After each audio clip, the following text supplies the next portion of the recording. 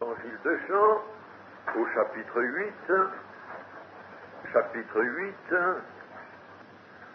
et à partir du verset 30, nous étions restés au verset 29.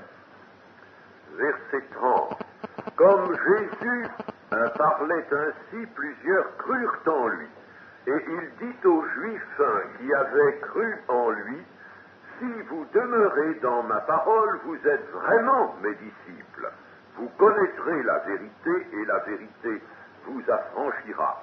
Ils lui répondirent, nous sommes la postérité d'Abraham et nous ne fûmes jamais esclaves de personne.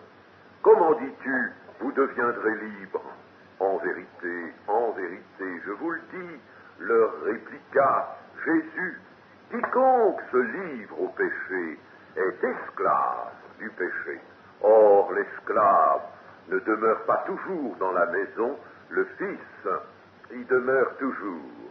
Si donc le Fils vous affranchit, vous serez réellement libre.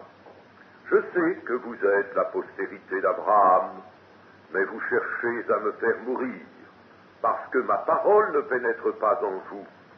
Je dis ce que j'ai vu chez mon Père, et vous faites ce que vous avez entendu de la part de votre Père. Ils lui répondirent, notre Père, c'est Abraham. Jésus leur dit, si vous étiez enfants d'Abraham, vous feriez les œuvres d'Abraham. Mais maintenant vous cherchez à me faire mourir. Moi qui vous ai dit la vérité que j'ai entendue de Dieu, cela Abraham ne l'a point fait. Vous faites les œuvres de votre Père. Ils lui dirent, nous ne sommes pas des enfants illégitimes, nous avons un seul Père, Dieu. Jésus leur dit, si Dieu était votre Père, vous m'aimeriez, car c'est de Dieu que je suis sorti et que je viens. Je ne suis pas venu de moi-même, mais c'est lui qui m'a envoyé. Pourquoi ne comprenez-vous pas mon langage? Parce que vous ne pouvez écouter ma parole. Vous avez pour père le diable, et vous voulez accomplir les désirs de votre père. Il a été meurtrier dès le commencement, et il ne se tient pas dans la vérité, parce qu'il n'y a pas de vérité en lui. Lorsqu'il profère le mensonge, il parle de son propre fond, car il est menteur et le père du mensonge. Et moi, parce que je dis la vérité, vous ne me croyez pas. Qui de vous me convaincra de péché? Si je dis la vérité, pourquoi ne me croyez-vous pas? Celui qui est de Dieu écoute les paroles de Dieu. Vous n'écoutez pas parce que vous n'êtes pas de Dieu.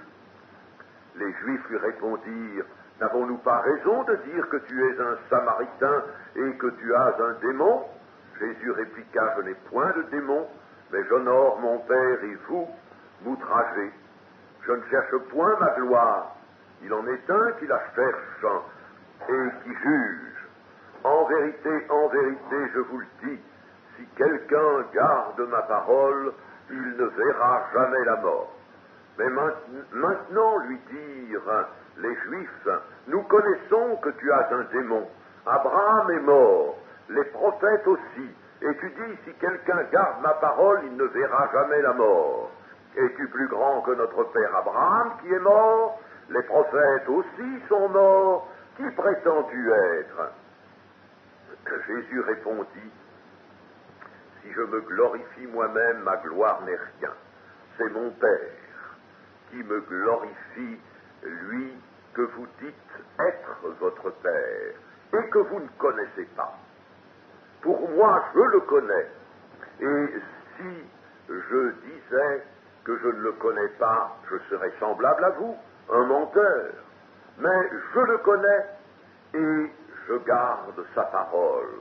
Abraham, votre père, a tressailli de joie de ce qu'il verrait mon jour. Il l'a vu, et il s'est réjoui. Les Juifs lui dirent, tu n'as pas encore 50 ans, et tu as vu Abraham? Jésus leur dit, en vérité, je vous le dis, avant qu'Abraham fût, je suis. Là-dessus, ils prirent des pierres pour les jeter contre lui, mais Jésus se cacha et il sortit du temple. Amen. Ce passage finit tout autrement qu'il ne commence.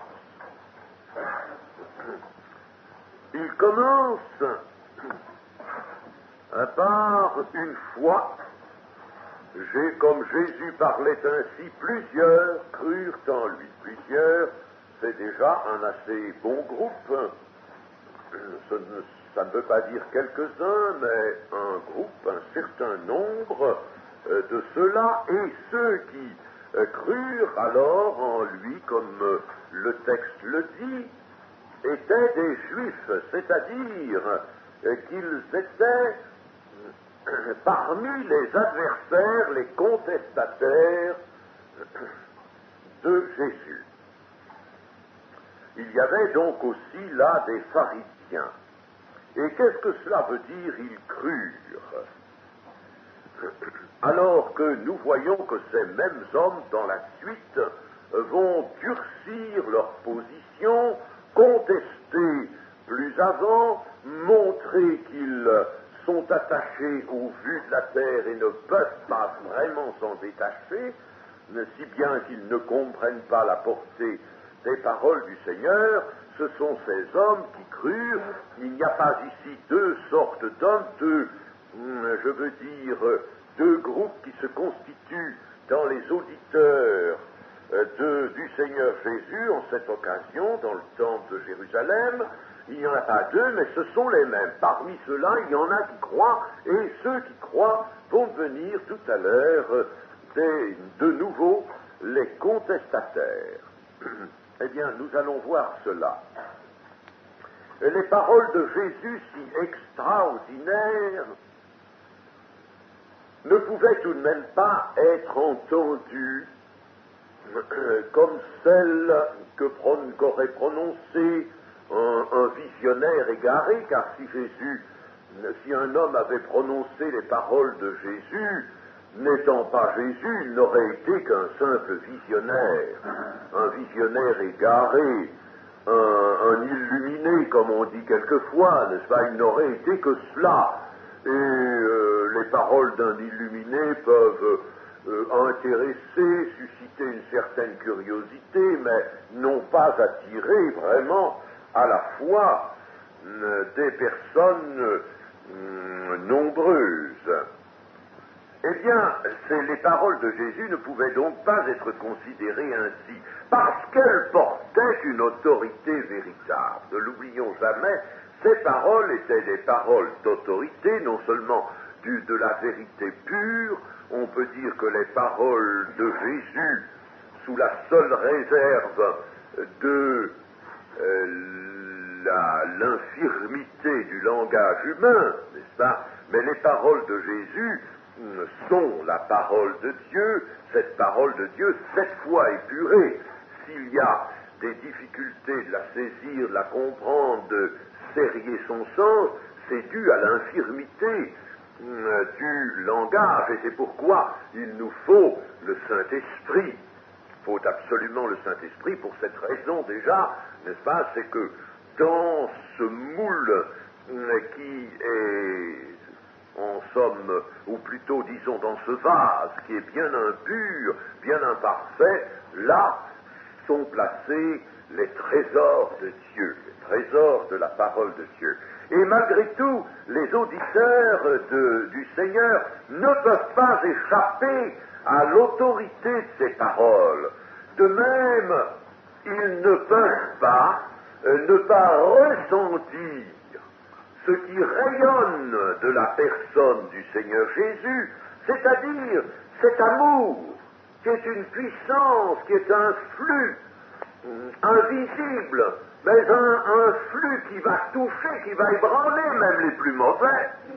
Ils ne peuvent pas ne pas ressentir cet amour, la paix qui est dans la personne de Jésus, malgré la sévérité et la rigueur de ses paroles. Et là, nous pouvons dire, n'est-ce pas, que ces nouveaux croyants, les croyants qui apparaissent ici, parmi les contestataires, parmi les Juifs attachés à leur tradition, sont des gens que les paroles et la personne de Jésus captivaient et attiraient parce qu'il ne peut pas en être autrement. Et ils auraient cependant conservé, nous voyons qu'ils conservent d'ailleurs des pensées qui ne sont pas bonnes, qui ne sont pas droites, ils ne sont pas dépouillés, ils ne vont pas d'ailleurs se dépouiller de leurs propres pensées, mais cependant ils ont cette foi cette foi du moment qui est l'attrait exercé par la personne du Seigneur Jésus. Ce sont en somme des croyants de même sorte que ceux dont parle cet évangile de Jean, chapitre 2, versets 23 et 24. Nous l'avons déjà vu. Pendant que Jésus était à Jérusalem à la fête de Pâques, plusieurs crurent en son nom. Crurent en son nom ou en lui, ou en ses paroles, crurent en son nom, voyant les miracles qu'il faisait. Mais Jésus ne se fiait point à eux. Voyez-vous, il ne se fiait point à eux parce qu'il les connaissait tous et qu'il n'avait pas besoin qu'on lui rendît témoignage aucun homme, car il savait lui-même ce qui était dans l'homme. Il lit dans leurs pensées, n'est-ce pas? Il voit que cette foi n'est que un mouvement qui cède à l'attrait, n'est-ce pas, mais n'est que momentané et superficiel. Voilà ce que nous dit l'évangile de Jean. D'ailleurs, l'évangile de Jean dit, il dit aux Juifs qui avaient cru en lui. Des Juifs, c'est-à-dire des gens très attachés à la synagogue, n'est-ce pas, qui crurent en Jésus. C'est quelque chose déjà d'extraordinaire. Mais ils croient de cette manière-là. Et nous allons voir que leur foi va vite, bien vite, être dissipée. Et il y a pour nous, en tout cela, une très grande leçon, mes amis, que nous avons oubliée. Nous nous imaginons que les Juifs étaient des gens spéciaux. Pas du tout, nous voyons au contraire dans tous les évangiles que s'ils avaient quelque chose de spécial en ce sens que leur religion émanait de la loi de Moïse, surchargée bien entendu d'une foule de traditions, malgré tout, ces Juifs étaient des hommes comme les autres. Et le péché en eux est le péché de tous les hommes. Leurs réactions sont les réactions que l'on rencontre aujourd'hui encore. N'est-ce pas? Que des gens soient attachés au catholicisme ou soient attachés au marxisme, ils sont toujours attachés à quelque chose, n'est-ce pas? Ou à leur propre pensée, plus ou moins nourrie de telle ou telle idéologie, ils sont attachés à quelque chose et ils ont les réactions de ces Juifs. Et ça, c'est pourquoi tout cela est infiniment actuel. Les réactions des hommes sont celles-là. On a beau être au temps de la fusée, au temps du voyage dans la Lune, n'est-ce pas, les réactions des hommes n'ont pas changé, absolument pas changé, elles se sont peut-être accusées, c'est tout. La foi de ces hommes est donc fragile. Il aurait fallu, Jésus leur dit, quelque chose qu'ils ne font pas, si vous demeurez dans ma parole, vous êtes vraiment mes disciples. À ceux qui croient, n'est-ce pas, il leur dit, voilà, c'est bien, vous avez, mettons, un commencement de foi. Mais il faut faire plus. N'en restez pas là. S'il faut demeurer dans ma parole, alors là, vous serez vraiment mes disciples. Ils ne sont pas vraiment ces disciples-là. Cette foi n'est que, ce qui répond à l'attrait exercé par la parole et la personne du Seigneur, mais c'est très superficiel, c'est très fragile et c'est très momentané. Il faudrait que cette foi se fixe. Il faudrait qu'elle s'établisse solidement sur son fondement. La foi a un fondement, le fondement c'est le fondement de Christ, la parole de Christ. Il faudrait que cette foi s'enracine. Mais sans ça, elle va rester, comme la parabole de Jésus nous le montre, n'est-ce pas? ce grain qui va germer, qui va donner une petite tige, n'est-ce pas? Il va germer, c'est déjà quelque chose, mais il n'a pas de racine, il ne s'enracine pas, il est sur un sol trop dur, il ne peut pas s'enraciner, il va sécher au soleil, et il va sécher dans le cours même de cet entretien.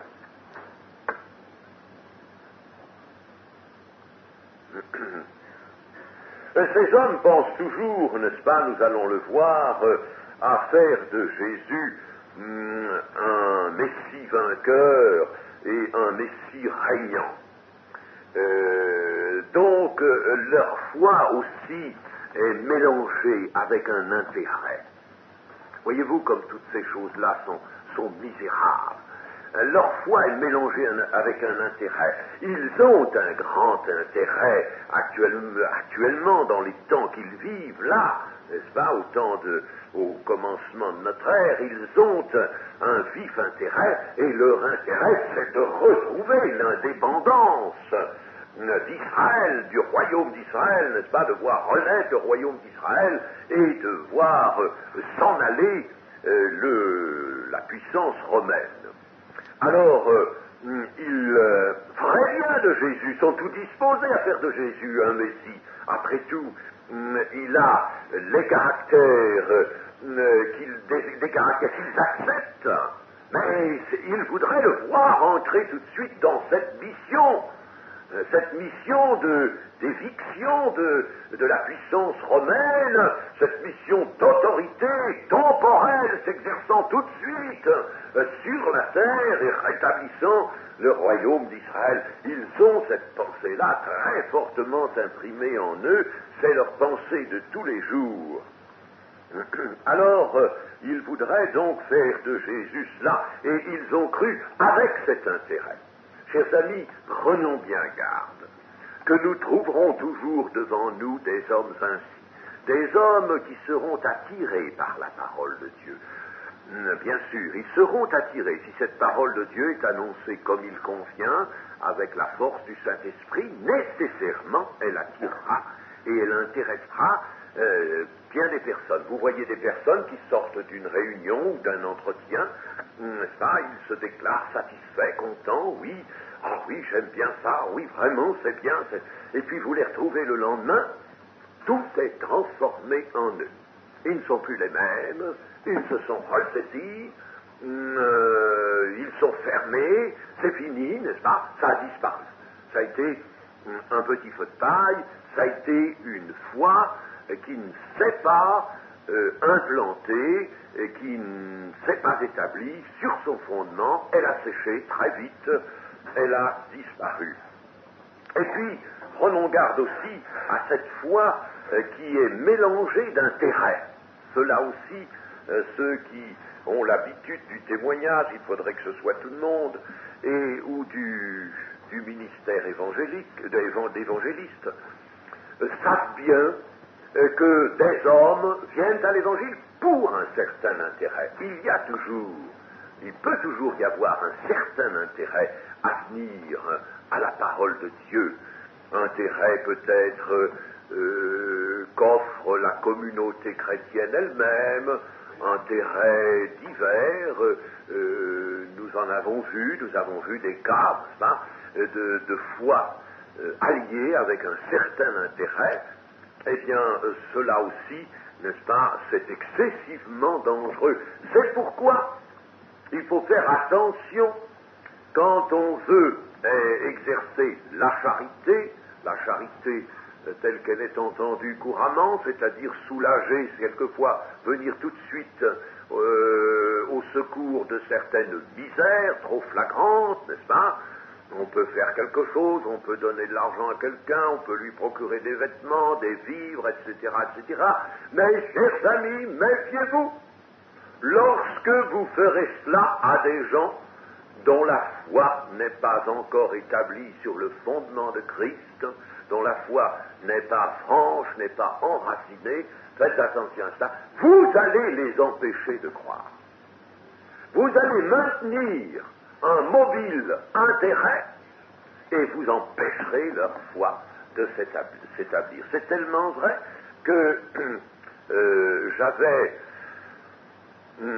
peut-être eu l'occasion de voir la chose dans la pratique à Alger d'une façon plus étendue, et j'avais dit à tous les chrétiens de mon assemblée, je leur avais dit, je vous en prie, ce n'est pas qu'il faut mépriser les misères, au contraire.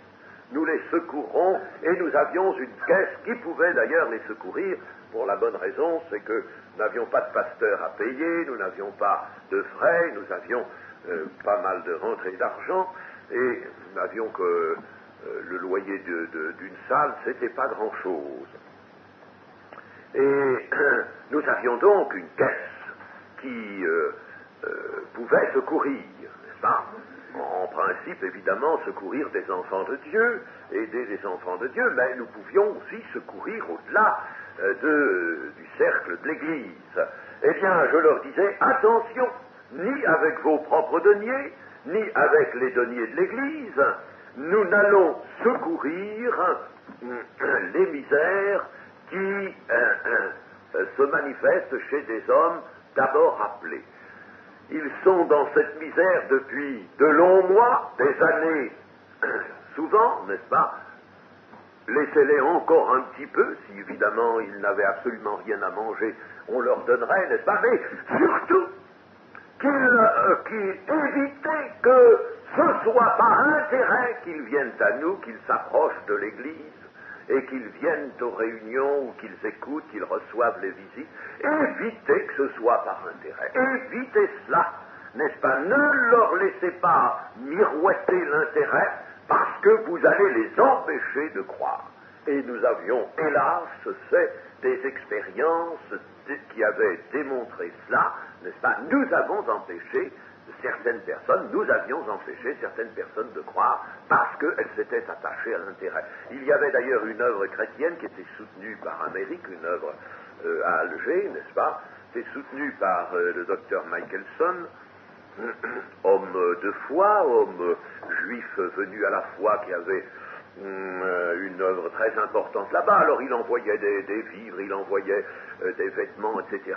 Et on attirait, cette œuvre attirait à elle beaucoup de juifs. Nous avons vu des conférences faites et des juifs vraiment, n'est-ce pas, venant en assez grand nombre à cette œuvre. Bah, mais, chers amis, ils venaient par intérêt et ils n'ont pas reçu la parole de Dieu. Ils n'ont pas reçu. Il y avait même un de mes jeunes un jour qui était là et qui s'était un peu mêlé à la foule de ces juifs pour voir, n'est-ce pas? Au début, ce jeune se disait, mais c'est magnifique. Il est pasteur actuellement à Aurillac, ce jeune. Eh bien, il se disait, c'est magnifique, vraiment, cette œuvre attire beaucoup de juifs. On pourrait peut-être essayer d'en faire autant, n'est-ce pas? C'est bien. Alors il était allé voir, et puis alors un jour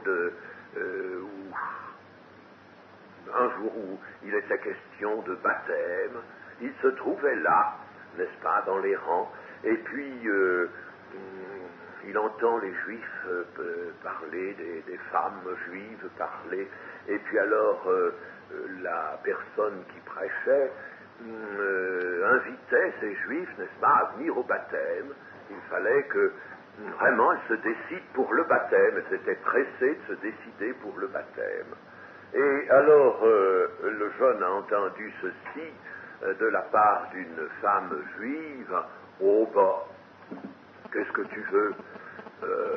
Ça te plaît pas, mais qu'est-ce que ça peut faire? Tu prends un bon bain puis c'est fini, après tu auras le couffin. Il a entendu cela. Alors il est revenu tout tremblant, me dire, frère, c'est pas la foi chez ces gens-là, c'est pas la foi. Et il a vu que tout c'était dans ce sentiment-là, n'est-ce pas? Un sentiment comme celui-là, l'intérêt. N'oublions pas aussi ce que nous dit l'apôtre Paul dans la deuxième épître aux Corinthiens, verset 14, chapitre 2, verset 14, deuxième épître aux Corinthiens, chapitre 2, verset 14.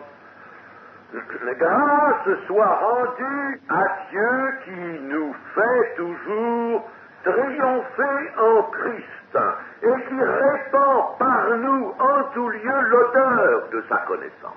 N'est-ce pas? Si nous sommes témoins du Seigneur, l'odeur, cette odeur qui est une odeur pénétrante, qui est une puissance, qui est un attrait, n'est-ce pas? Cette odeur de la connaissance de Christ se répandra. Et le texte ajoute, nous sommes en effet pour Dieu la bonne odeur de Christ parmi ceux qui sont sauvés et parmi ceux qui périssent. Pas nous répandons cette odeur sur des gens, et dans ces gens, il y en a qui vont être sauvés, d'autres qui vont rester dans la mort, dans leur péché, dans la mort, aux uns une odeur de mort donnant la mort, et aux autres une odeur de vie donnant la vie. On a quelquefois tordu le sens de ce passage, chers amis, on peut faire l'exégèse de ce passage, et ça ne veut pas dire, n'est-ce pas, aux uns une odeur de mort donnant la mort. Il y a des interprètes qui ont voulu qu'on leur donne la mort à eux-mêmes, n'est-ce pas, la mort avec Christ. Alors autrement dit, on les sauve de cette manière-là, n'est-ce pas? C'est absolument inexact. Le sens du texte, le sens exact du texte, c'est que, véritablement, nous donnons la mort par une parole de vérité, en répandant l'odeur de la connaissance de Christ, n'est-ce pas? Nous donnons la mort comme Christ a donné lui-même la mort à des hommes qui sont venus avec cette foi superficielle et n'ont pas voulu demeurer dans sa parole.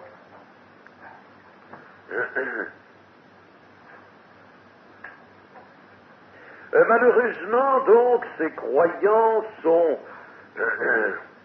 comme ceux que nous avons vus au chapitre 2 de Jean. Leur foi est momentanée et superficielle, elle ne s'établit pas sur le fondement avec humilité. Nous allons voir ces hommes n'ont pas l'humilité dans le cœur, et s'il n'y a pas d'humilité, il n'y a rien de possible. Dieu résiste aux orgueilleux. Il résiste. Ça, vous ne changerez jamais rien de cela. Il résiste aux orgueilleux, il fait droit aux uns. Il faut nécessairement que tout homme, quel qu'il soit, s'humilie. Il faut nécessairement passer par l'humilité et la repentance, faute de quoi rien n'est possible. Et ces hommes vont regimber à propos précisément de la parole de Christ. La parole de Christ qui est faite pour donner le salut va pour eux être une occasion de mort. La parole d'affranchissement. Vous connaîtrez la vérité et la vérité vous affranchira. Alors voilà qu'ils sont vexés. Oh, ils ne sont pas contents du tout. Vous affranchira. Ils ne veulent pas se considérer comme esclaves. D'ailleurs, ils comprennent mal la chose. Il y a un quiproquo sur cette parole du Seigneur. Ils pensent à l'esclavage de leur condition civile. Ils pensent que le Seigneur veut leur dire, eh bien actuellement sous le joug romain, vous êtes des esclaves de la puissance romaine, n'est-ce pas? Ils pensent à leur condition civile et non pas à leur âme, et non pas à leur état de péché. Alors, ils ne veulent pas se considérer comme esclaves. En réalité, ils le sont tout de même, n'est-ce pas? Mais ils ne veulent pas se considérer comme tels. Ils ne supportent pas que Jésus les taxe d'être des esclaves de Rome. Et c'est pourquoi ils vont dire, nous ne fûmes jamais esclaves de personne. Avec orgueil, n'est-ce pas? Vous voyez ces gens qui ont cru, nous ne fûmes jamais esclaves de personne. Comment dis-tu, vous deviendrez libres? Est-ce que nous avons besoin, nous, d'être libérés? Nous sommes libres, nous n'avons jamais été esclaves de personne. Ce qui est faux, archi faux. Ils sont aveuglés, ils ne voient même pas la réalité du passé du peuple d'Israël, puisque le peuple d'Israël fut esclave 430 ans en Égypte, 400 ans en Égypte, n'est-ce pas? Il fut esclave en Égypte, et c'est Dieu, par Moïse, qui les délivra de cet esclavage qui était lourd, et ils n'y pensent plus à ça. Et pourtant, s'ils y pensaient, cela pourrait peut-être les amener à plus d'humilité, n'est-ce pas? Et à considérer qu'il y a, répondant à cet ancien esclavage en Égypte, un esclavage qui dure toujours, c'est celui que fait supporter le péché, comme Jésus le leur dira. Et puis, du temps des juges, mais ils avaient été esclaves, ah non, ils avaient été esclaves des peuples d'alentour. Ils avaient été supporter le joug au cours de leur histoire, même au-delà de la période des Juifs, supporter le joug de la Syrie, supporter le joug des Philistins à certains moments. Ils avaient été d'authentiques esclaves dans leur moment, n'est-ce pas, d'incrédulité, de mauvais comportement, d'abandon de la parole de Dieu et d'ouverture à l'idolâtrie. Lorsqu'ils avaient été ainsi, abandonnant la fidélité, ils étaient tombés sous l'esclavage, c'était donc faux, ils avaient été esclaves. Nous ne fûmes jamais esclaves. Quel orgueil! Voyez, cet orgueil est là quand vous avez, n'est-ce pas, devant vous quelqu'un dont le cœur est orgueilleux. Bien, il faut savoir que le travail n'est pas fait. J'ai entendu un jour un évangéliste qui parlait justement avec un homme. On sentait cet homme, n'est-ce pas, bien établi sur sa position, il était sûr de lui, sûr de l'homme, etc. Mais l'évangile l'intéressait, c'était quelque chose de bien. Et après un petit discours comme ça, fait par l'évangéliste, cet évangéliste lui a déclaré: eh bien maintenant, vous croyez au Seigneur Jésus, eh bien vous êtes sauvés. Chers amis, mais qu'est-ce que c'est que ce travail-là? Cet homme n'avait rien concédé de sa position, rien du tout. Il ne pouvait pas être né de nouveau, il ne pouvait pas être sauvé. Alors, prenons garde à cela, de ne pas aller déclarer à quelqu'un: vous avez cru, oui, vous croyez l'évangile, vous croyez ce qu'il y a d'écrit là? Oh oui, oui, oui. Eh bien alors, vous êtes sauvés. Oh, chers amis, ça c'est pas du travail. Et est-ce que Jésus travaille ainsi? Nous allons voir.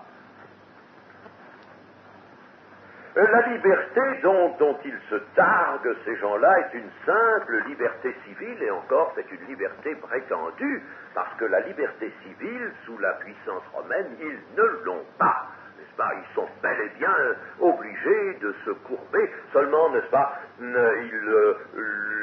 Rome leur avait laissé, tant qu'ils ne bougeaient pas, tant qu'ils se comportaient en citoyens assez réguliers, il leur avait laissé une certaine liberté dans l'exercice du culte. Alors, ils en prenaient motif pour dire qu'ils étaient libres, mais en réalité, ils ne l'étaient pas. Donc, ils s'offusquent d'une parole de Jésus qui est une parole de salut. Et cette parole de salut, cette odeur de vie, c'est une odeur de la connaissance de Jésus, et ça, cette odeur va devenir pour eux une odeur de mort. Donnant la mort. Parce que ces hommes, n'est-ce pas, ne veulent pas se laisser affranchir, sortir de la mort, eh bien, la parole va être pour eux une parole donnant la mort. Et c'est ce qui explique la suite du passage dans lequel Jésus va leur dire, vous savez, quelque chose qui n'est pas, n'est-ce pas, très agréable à entendre: vous avez pour père le diable. Je ne vous vois pas, mes amis, évangéliser, et disant aux gens à qui vous parlez: vous avez pour père le diable, mais il y a des moments, vous voyez, où, et bien sûr, il faut que ce soit l'esprit qui le dise, par la bouche d'un homme. Jésus va préciser que c'est de l'esclavage du péché qu'il a parlé. Le péché étant en effet un joug redoutable dont l'homme ne peut pas s'affranchir. Quiconque se livre au péché est esclave du péché. Alors, vous êtes esclave du péché, Mais ne croyez pas que ce soit parce que quelque chose vous manque, parce que vous êtes ainsi, parce que c'est une fatalité, parce que vous n'y pouvez rien. Non, c'est parce que vous vous livrez au péché. Quiconque se livre au péché est esclave du péché. C'est parce que vous vous livrez. Votre responsabilité est donc engagée. N'acceptons pas non plus, chers amis, que l'homme pécheur, n'est-ce pas, soit considéré comme irresponsable. Il est responsable. Il se livre au péché. Et il s'abandonne au péché en cédant à la séduction du péché, n'est-ce pas? Il faut bien dire que le péché trouve un terrain favorable, c'est cette affreuse nature humaine.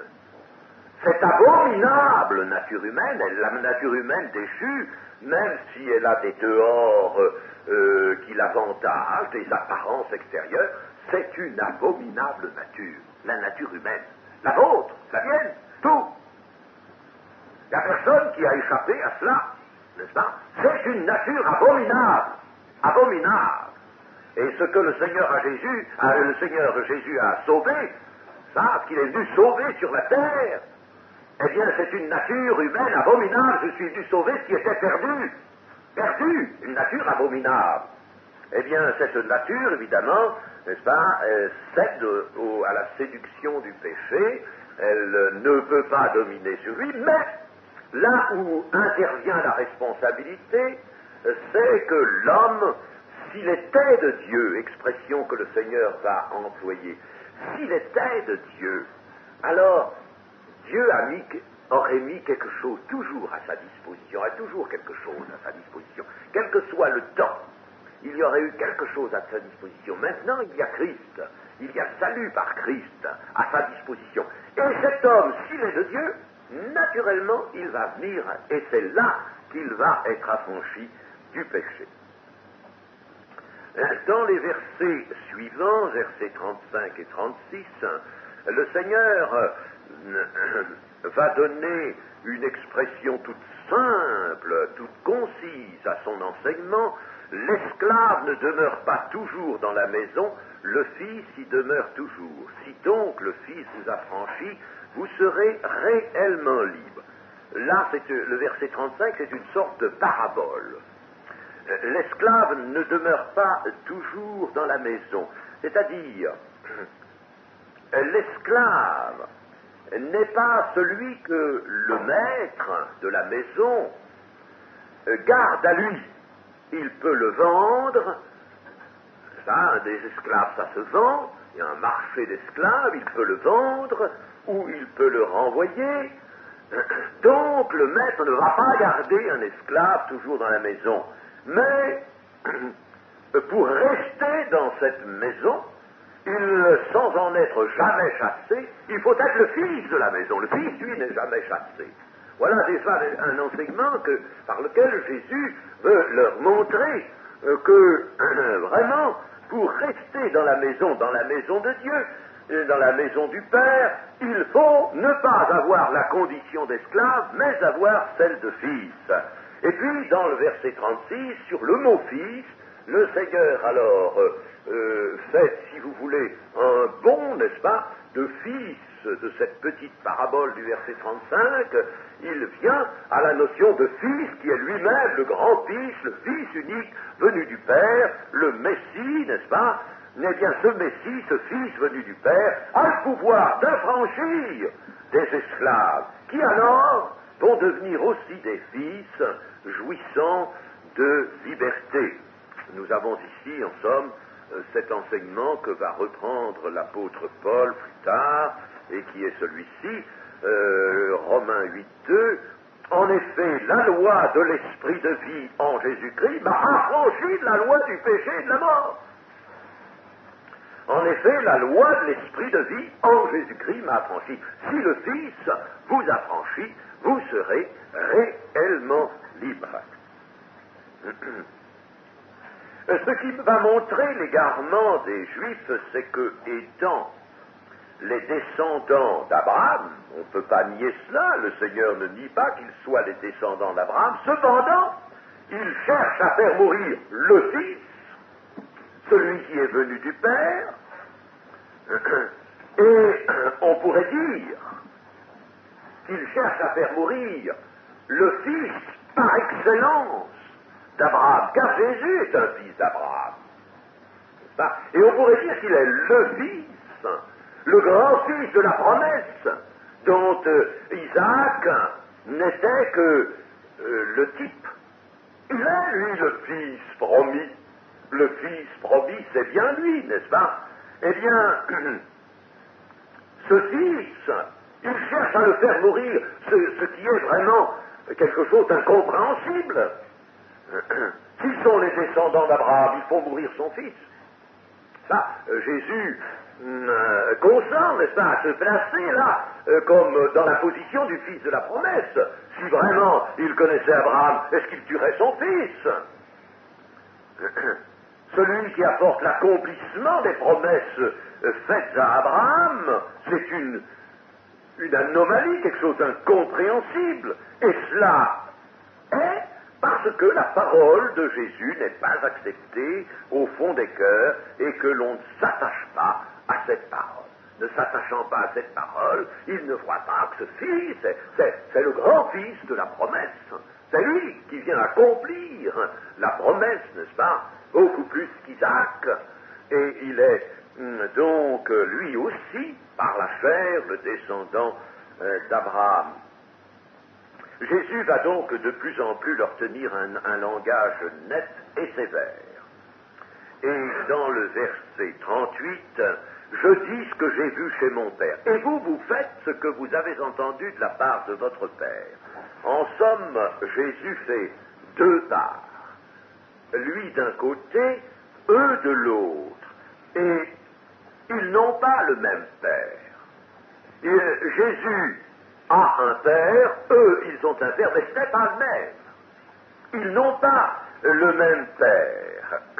Chacun prend inspiration auprès de son propre Père, dans sa propre maison. Jésus, lui, dit ce qu'il a vu chez son Père, et son Père, c'est le vrai Dieu.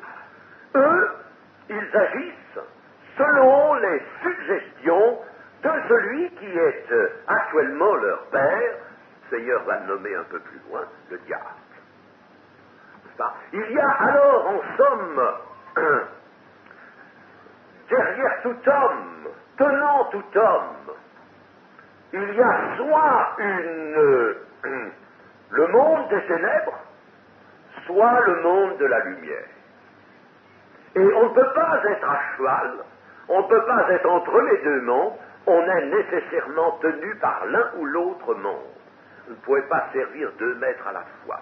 Alors, on tire ou son inspiration du monde auquel on appartient, c'est-à-dire, n'est-ce pas, on est l'héritier, on est le continuateur de tout ce qui s'est fait sur la terre dans le monde des ténèbres, ou bien alors, on est le continuateur d'Abraham, l'homme de foi, le père des croyants, et on est dans le monde de la lumière. Et on parle chacun selon ce qu'on a vu et entendu dans sa propre maison. Alors, chers amis, voyez comme toutes ces choses sont nettes, et comme il faut qu'elles soient nettes au milieu des chrétiens, pourrions-nous dire de quelle maison sommes-nous? Il faut que nous soyons de la maison du Père.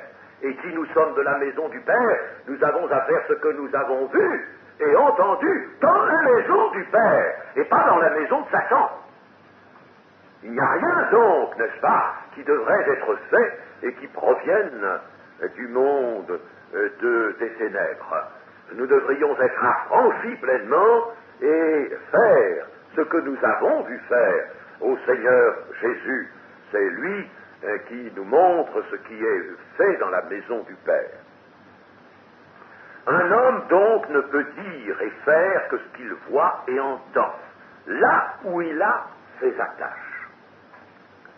Il a ses attaches ou dans les ténèbres, il appartient aux ténèbres, et il accomplira les œuvres mortes et destructrices qui sont la caractéristique des ténèbres, ou bien alors il appartient à Dieu, n'est-ce pas?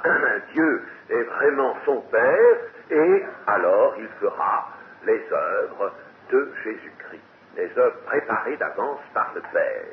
Voyons combien cette expression d'œuvre préparée d'avance est importante, utile. Les œuvres de la maison du Père, ce sont ces œuvres-là qu'il fera. Combien donc il est indispensable que Dieu soit notre Père. Jésus a dit, mon Père maintenant est votre Père. Il faut que Dieu soit notre Père, vraiment. Jésus est notre Sauveur, notre Seigneur, mais Jésus lui-même veut que nous ayons Dieu pour Père. Parce que lui, il est notre frère, si vous voulez, mais Dieu est notre Père. Et le Seigneur le veut. Et nous avons eu l'occasion d'étudier, n'est-ce pas, la prière. Il faut que la prière soit adressée à Dieu le Père, au nom de Jésus-Christ, c'est-à-dire en passant par Jésus-Christ et par tout ce qui peut purifier la prière et lui donner sa réalité. Le Seigneur Jésus va leur dire, alors qu'ils disent notre Père c'est Abraham, Jésus va leur répondre, si vous étiez les enfants d'Abraham, vous feriez les œuvres d'Abraham. Et cela veut dire, vous auriez la conduite d'Abraham. Voyez que œuvre ici signifie plutôt conduite. Attention que œuvre veut dire souvent conduite. Il y a dans les œuvres une grande part. Ne parlons pas d'œuvre s'il n'y a pas d'abord la conduite. Au centre des œuvres bonnes, des bonnes œuvres, il y a la conduite nouvelle de l'enfant de Dieu. La bonne conduite en face du monde païen. Eh bien, là, vous auriez la conduite d'Abraham. Vous agiriez dans la même ligne de foi que lui, qu'Abraham, avec la même pénétration qui était la sienne des voies de Dieu. Vous agiriez comme ça. Mais comme vous n'agissez pas, vous démontrez vous-même que vous n'êtes pas des enfants d'Abraham. Vous n'êtes pas des fils d'Abraham.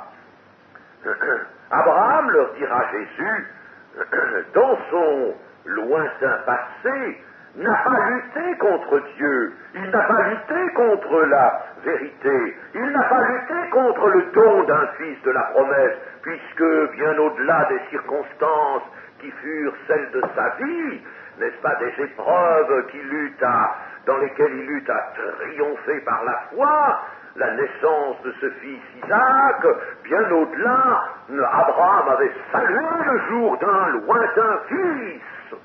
Il avait salué le jour de Christ, et bien entendu, il était loin de se faire le meurtrier de ce fils, tandis que ses interlocuteurs, ils voulaient le faire mourir, se faire les meurtriers du grand fils de la promesse. Enfin, c'était quelque chose d'inconcevable. Il faut voir, n'est-ce pas, la force de cet exposé du Seigneur Jésus et comment, malgré tout, les Juifs pouvaient en ressentir la force, n'est-ce pas? Avec encore plus d'honnêteté, Jésus va leur montrer que leur conduite actuelle et leur refus de l'accepter lui-même et de l'aimer prouve que Dieu n'est pas leur Père, car tout vrai enfant de Dieu ne peut qu'aimer le Fils et garder sa parole. Nous avons ici une préparation de ce que Jésus va énoncer plus loin dans cet évangile. Celui qui aime le Fils, qui m'aime et qui garde ma parole, celui-là sera aimé de mon Père, n'est-ce pas? Et nous viendrons à lui, nous ferons notre demeure chez lui, il y a la communion. Celui-là, il est adopté, c'est un fils adopté. Mais un véritable enfant de Dieu, celui qui est vraiment enfant de Dieu, qui est de Dieu, ne peut que venir au Fils, aimer le Fils et garder sa parole. Tout est préparé dans le dessein de Dieu, encore toujours aujourd'hui, bien sûr, et jusqu'à ce que Dieu révoque cela et fasse autrement, n'est-ce pas, arrête le temps de la grâce, mais encore aujourd'hui, tout est prêt pour que tout homme qui est de Dieu, qui vraiment, sincèrement est de Dieu, veut s'humilier à la crainte de Dieu, n'est-ce pas, vienne au Fils. Tout est préparé pour cela, mes amis, n'avons pas de soucis à nous faire. Nous n'avons pas de grandes démonstrations à faire, nous avons à annoncer la parole de Dieu avec autorité et foi. Ils ne peuvent pas écouter la parole du Seigneur, non pas parce que Dieu les tient dans une incapacité de le faire, non pas parce qu'il leur manque quelque chose, parce que la création les a privés d'un organe qui leur permettrait de croire, non pas, c'est pas ce que Jésus veut dire, mais ils ne peuvent pas écouter la parole de Dieu à cause de leur attachement aux œuvres mauvaises. Ils sont liés à l'inspirateur du mal, qui est l'ennemi de la vérité. Ils sont donc sourds et aveugles. Et c'est alors que, subitement, Dieu va leur dire, vous avez pour père le diable. Et là, nous pouvons voir, n'est-ce pas, que le Seigneur n'use d'aucune atténuation, d'aucune forme de langage, d'aucun ménagement, mais va dévoiler ex abrupto la réalité, si sombre soit-elle. Il va révéler cette réalité. Pas d'atténuation, pas de ménagement, absolument rien. Vous avez pour père le diable. C'est la vérité, c'est la réalité. Jésus l'énonce. Chers amis, je dois vous dire d'ailleurs que ce soit dans l'Église ou que ce soit en dehors de l'Église, d'user de ménagement, ça c'est une précaution humaine. C'est la sagesse du langage, c'est peut-être parce qu'on a peur de heurter les gens, mais il faut les heurter. Si vous présentez votre épée dans un fourreau, c'est plus une épée, fait pas peur dans un fourreau. Moi, ça m'est égal quand on me donne un coup sur le dos avec une épée qui est dans son fourreau. Ça fera peut-être un peu de mal, mais ça va pas me tuer. Si l'épée est en dehors de son fourreau, doucement, l'épée est une chose à craindre. Et il faut qu'il en soit ainsi de la parole de Dieu. Les chrétiens dans l'Église ne désirent pas entendre des paroles doucereuses, des paroles qui sont enrobées dans toutes sortes de précautions oratoires, toutes sortes de ménagements. Non, ils ne désirent pas cela. Ils désirent qu'on leur donne la vérité. N'est-ce pas? Mais qu'on leur dise aussi, attention, c'est peut-être, ça vous paraît énorme ce que Dieu vous demande, ça vous paraît terrible, oui, ça l'est, mais vous avez la grâce, n'est-ce pas? Et il faut que les chrétiens connaissent le prix de la grâce, connaissent la puissance de la grâce, l'importance de saisir la grâce par la foi. Et si vous leur dites, oh, bah, votre vie chrétienne, oui, soyez bien gentils, allons, mes petits-enfants, conduisez-vous un peu mieux, etc., n'est-ce pas? Jamais vous ne les amènerez à user de la grâce. Et il faut amener l'Église à user de la grâce, à s'en servir. Sans ça, il n'y a rien de fait, quelle que soit la personne, serait-elle la personne la plus capable de moralité, la plus capable de discipline. Elle ne sera jamais un véritable enfant de Dieu si elle n'use pas de la grâce. Parce qu'il faut bien savoir, il n'y a pas moyen autrement. Alors il faut apprendre. Et c'est pourquoi quand je vous parle sévèrement, et vous voyez, n'est-ce pas, je ne ménage pas non plus mes paroles, je vous parle sévèrement, ce n'est pas pour vous faire peur, ce n'est pas non plus pour vous décourager, ce n'est pas pour être méchant avec vous, mais c'est parce que la parole doit être laissée avec tous ses angles, tout son tranchant. Et c'est ainsi que vous comprendrez le besoin que vous avez de la grâce, que vous saisirez cette grâce qui est venue par Jésus-Christ et dont la disposition vous est laissée en lui.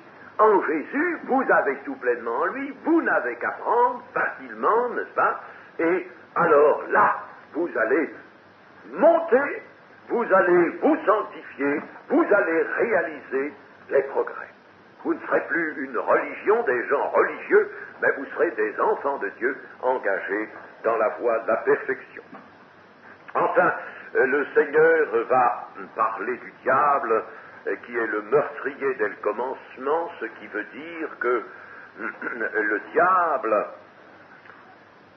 dès qu'il se fut écarté de la justice de Dieu, du grand ordre dans lequel il était lui-même autrefois inclus comme chérubin protecteur aux ailes déployées, dès ce moment-là, il est devenu meurtrier. Et chers amis, il est devenu meurtrier en ce qui concerne l'humanité, le jour où il a séduit Ève et Adam, ce jour-là, alors là, il a fait un acte de meurtrier, mais la parole peut-être de Jean, peut-être peut remonter plus loin, il a été le meurtrier des anges, car les anges iront dans ce qui s'appelle la mort, dont on ne revient pas, ils iront, tous les anges qui ont suivi Satan, n'est-ce pas, le tiers des anges, ils iront dans les temps de feu, avec lui, avec leur maître. Donc, il les a entraînés dans la mort. Il a été le meurtrier, chers amis. Nous ne pouvons pas, il faut que nous sachions cela, nous ne pouvons pas sortir de la justice de Dieu, c'est-à-dire de l'obéissance à ses lois, à sa parole. Nous ne pouvons pas sortir de cet état de justice sans devenir, nous aussi, des meurtriers. Ça peut vous étonner. Ben, lisez la parole et vous verrez que dès que nous quittons l'état de justice, nous faisons du mal, nous travaillons pour la mort, nous travaillons pour le royaume de la mort, nous nous associons aux œuvres de la mort, et nous sommes des meurtriers. Comment seriez-vous estimé, jugé, qualifié, si vous aviez été tant soit peu complice dans un meurtre qui aurait été commis par un autre? Essayez de regarder un petit peu le code pénal. Et vous verrez que le code pénal fera de vous un complice et que vous serez passible d'une condamnation pour crime. Vous aurez commis un crime, rien qu'en étant complice du meurtrier lui-même. C'est pas vous qui aurez, mettons, manié le revolver ou le couteau, mais si vous êtes complice, et si seulement vous avez ouvert la porte au meurtrier pour qu'il rentre dans la maison, vous serez condamné au même titre que lui. Et chers amis, je vous le dis, c'est rigoureux la parole de Dieu. On ne peut pas sortir de la justice de Dieu sans participer aux œuvres de Satan et être comme lui, meurtrier. Parce que, hors de la justice de Dieu, la vie ne se conserve plus. La vie est frappée. Il faut savoir ça, en dehors de la justice de Dieu. La justice conduit à la vie. C'est le livre des Proverbes, lisez ce livre des Proverbes qui est si magnifique. Et ça, la justice conduit à la vie. La justice conduit à la vie. Et la méchanceté et l'iniquité, ça conduit à la mort, nécessairement. Et si donc je délivre des paroles de mort, si je suis un exemple d'iniquité pour les autres, si je suis le mauvais exemple, si j'entraîne les autres, je suis moi aussi un meurtrier. Si j'amène des gens à l'enfer, je suis un meurtrier. Et combien il y en a de meurtriers aujourd'hui sur la terre, n'est-ce pas? Tous les gens qui vous donnent des mauvais conseils, tous ceux qui aujourd'hui, je pense à tous ceux qui ont la jeunesse en main et qui incitent la jeunesse aux mauvaises choses. Vous avez des enseignants qui ont donné des drogues à des enfants, qui ont même dit il faut, mais oui, en Amérique et en France, et qui ont dit à des enfants de 15 ans, mes amis, il va falloir éduquer vos parents, parce que eux aussi, mais ça leur ferait du bien, ça les sortirait un petit peu de leur vieillerie et de leurs vieilles idées. Alors, dites-leur, montrez-leur qu'il faut user de la drogue, etc.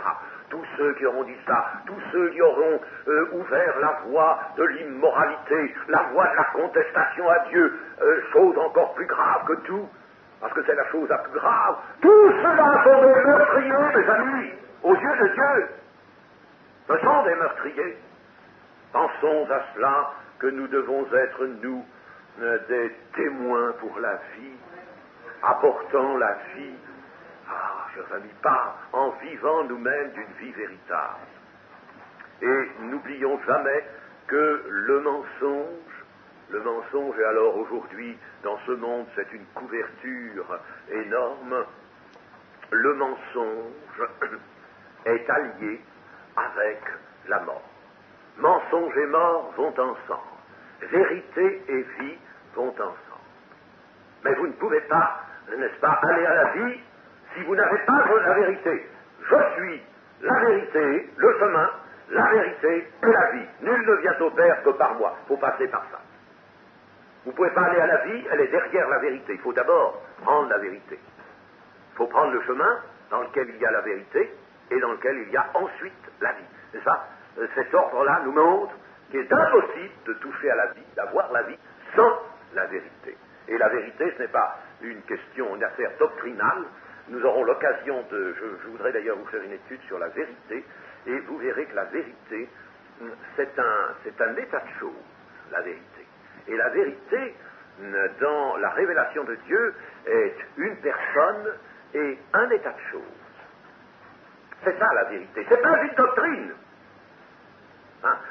Bien des gens voudraient mettre au point leur doctrine, la fignoler, là. Avoir une doctrine, là, tout à fait magnifique. Tant de gens ont voulu s'y employer.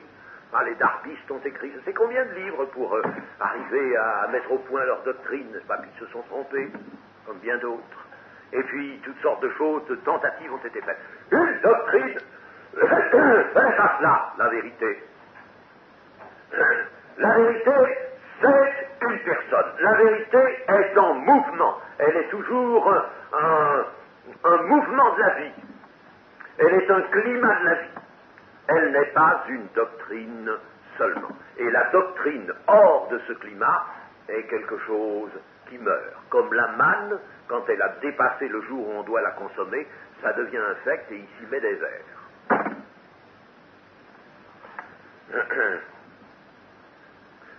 Eh bien, dans la suite du passage, nous avons beaucoup de choses que nous avons eu l'occasion de revenir et je ne vais pas m'y arrêter en détail. L'heure, d'ailleurs, nous pressant un peu. Nous, dans ce qui termine le passage que nous avons lu, nous voyons Jésus offrir en lui-même la vue des œuvres de Dieu. Alors, qui me convaincra de péché? Qui trouvera en moi le péché? Il va donc s'offrir lui-même, offrir sa personne, sa conduite, son comportement, son travail, ses œuvres, ses paroles, comme la vue sur les œuvres de Dieu. Il est libre de tout péché. Celui qui est de Dieu, eh bien, ne peut pas manquer de l'écouter. Nous oublions trop souvent cela. Chers amis, il faut présenter le Christ qui est la vérité, mais non pas une vérité doctrinale, qui est une vérité dans toute sa personne, dans toutes les actions où nous le voyons, dans toutes ses paroles, bien sûr, n'est-ce pas? Il est la vérité, et celui qui est de Dieu se laisse gagner par la vérité qu'est le Christ, le Seigneur. Et les interlocuteurs de Jésus, alors là, ces interlocuteurs dont il nous était dit au commencement qu'ils crurent, vont se démasquer, ils vont répondre par des insultes et lui dire, maintenant nous voyons bien que tu as un démon, pas comme Jésus n'est pas venu à eux, eux ne viennent pas à Jésus, et alors ils s'insurgent contre lui et l'insultent. Et puis le Seigneur Jésus va leur dire que Abraham, votre père, c'est-à-dire celui alors dont vous êtes issus par la chair, a tressailli de joie de ce qu'il verrait mon jour, il l'a vu et il s'en est réjoui. Le jour, là, n'est-ce pas, où Abraham a vu le jour de Christ, c'est sa rencontre avec Melchisédek qui était rendu semblable au Fils de Dieu. Et Abraham, par la révélation d'en haut, a compris cela. Il a fait la Sainte Seine avant tout le monde. Il a mangé le pain, il a bu le vin avec ce personnage magnifique, extraordinaire, qu'est Melchisédek, et dont, hélas, certains commentateurs ont parlé avec tant d'incrédulité, disons, et de légèreté. Melchisédek, la manifestation du Fils de Dieu avant le temps, un personnage qui vient là, Dieu ne peut pas jurer par un autre, il ne peut pas faire apporter à Abraham ce serment, et ce serment c'était quoi? eh bien, toutes les promesses que je t'ai données, Abraham, toutes ces promesses, ça ne vaudrait rien si je m'y mettais, si je m'y attachais quelque chose. Et ce quelque chose, voilà, c'est représenté par le pain et le vin. Ce quelque chose, c'est un sacrifice. Et ce sacrifice, eh bien, je fais serment entre tes mains, je dépose le serment pour toi, et toute ta postérité, cette postérité qui envahira une nation, dont je t'ai parlé, dont je t'ai fait la promesse, eh bien, cette postérité-là, je la sauverai, sera bénie à cause de toi, à partir de toi, cette postérité sera bénie. Et pourquoi? Parce que je fais le serment d'apporter, quand le temps viendra, le sacrifice. J'apporterai un sacrifice. Et ce sacrifice, alors il fallait que ce fût représenté là par ce qui deviendra à partir de la présence de Jésus, de cette veille mémorable de Jésus au milieu des douze, ce qui deviendra la scène, la sainte scène. Eh bien, Melchisédek, donc, c'est l'envoyé de Dieu, c'est un envoyé mystérieux, certes, était-ce un ange qui avait reçu cette mission, et nous savons, le texte ne nous le dit pas, nous savons simplement qu'il faut regarder ce personnage comme n'ayant ni commencement de jour, ni fin de jour, plus grand que n'importe lequel, parce que Dieu ne peut pas jurer par un autre que lui-même. Il ne peut pas faire venir là un officier ministériel pour signer le contrat avec Abraham, parce qu'un officier ministériel serait plus petit. Et il faut que l'officier ministériel, qu'est Melchisédek, soit égal à Dieu. Alors il envoie ce personnage. Mais chers amis, si nous avions de la foi, nous aussi nous saluerions ces choses, nous nous réjouirions de toutes ces choses, et nous comprendrions tout cela sans jamais oser apporter la plus petite observation, le plus petit raisonnement au milieu de tout cela. Melchisédek, c'était donc l'envoyé de Dieu pour sceller ce serment entre les mains d'Abraham. Ta postérité, cette postérité que je te dis, eh bien, il faut un sacrifice. Et ce sacrifice, je m'engage entre tes mains, et pour elle tout entière, pour cette postérité tout entière, à toi, que j'ai fait dépositaire des promesses, devant toi, je m'engage solennellement à apporter le prix. Voilà comment Abraham a vu le jour de Christ, et comment il s'en est réjoui par avance, étant appelé, lui, bien avant nous, bien avant l'Église, à faire la Sainte Seine. Et vous comprenez qu'il est le Père des croyants, il a été désigné ainsi, et que nous sommes son héritage, nous sommes l'héritage spirituel qui a été là, placé là, entre les mains de cet homme par la volonté même de Dieu. Il est le point de départ de tout ça, le point de départ de cette œuvre grandiose, et il s'est réjoui de ce que le Fils de la promesse, le grand-fils de la promesse, viendrait. Bien sûr, cela, les Juifs ne peuvent pas le comprendre. Tu n'as pas encore 50 ans et tu as vu Abraham. Alors là, le Seigneur ne va leur faire que la réponse qu'il faut. La parole dite à Moïse, en vérité, je vous le dis, avant qu'Abraham tue, je suis Yahvé, n'est-ce pas? Yahvé, Yahvé, c'est moi. Il se découvre, Yahvé, vous l'avez devant vous, Yahvé. Et ils ne le voient pas. Ils ne voient pas qu'ils ont l'Éternel, le Père éternel, devant eux. Ah, chers amis, que ce ne soit pas notre cas et que nous voyons, nous, le Père éternel, si nous ne le voyons pas de nos yeux maintenant, chers amis, voyons-le, et voyons-le dans la personne de Jésus, notre Maître. Amen.